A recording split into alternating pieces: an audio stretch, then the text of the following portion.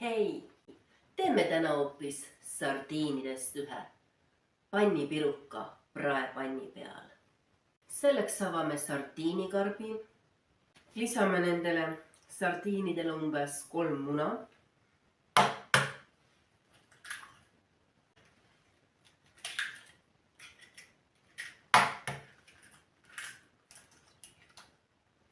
Võtame kahvli ja segame need sardiinid kergelt munaga läbi.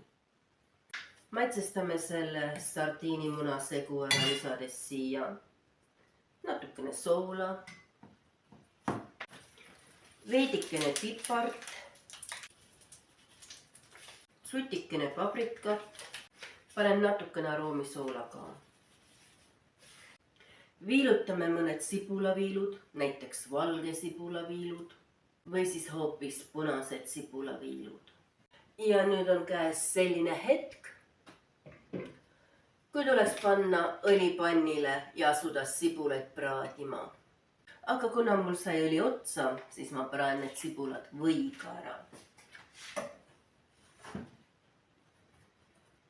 Või on sulanud ja praeme sibulat pannile. Segame need maitseained siin segamini ja lisame siia hulka ka veidikene tilli ja veidikene peterselli.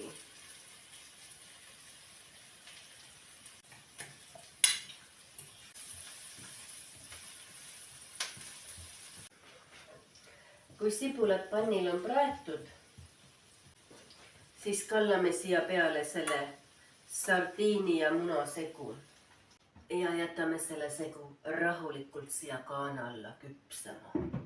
Vahepeal tükeldame ära ühe tomati. Kui on tomat tükeldatud, siis on aeg see pirukas ümber pöörata. Ohoo. Hakkama sain, aga ütlen ausalt, suure panni peal on seda suht keeruline teha. Tehke sellise madala panni peal sellist asja.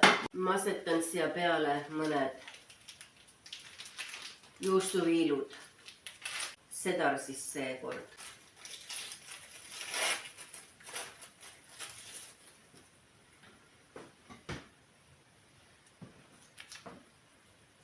Ja asetan siia peale ka mõned singiviilud. Ärme hoia end tagasi. Ja nüüd põistame siia peale veel ka natukene riivitud mozzarella juustu.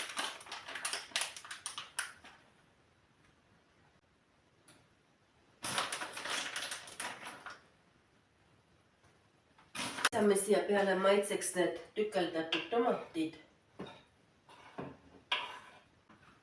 Veidi veel peterselli.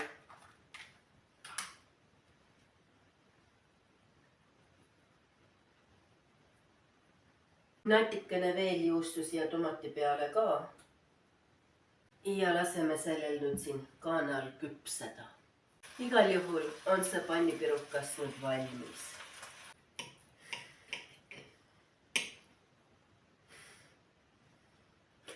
Söön siin maitsvat pannipirukat ja mul on tõeliselt hea meel, et kõik inimesed on nii ilusad ja head.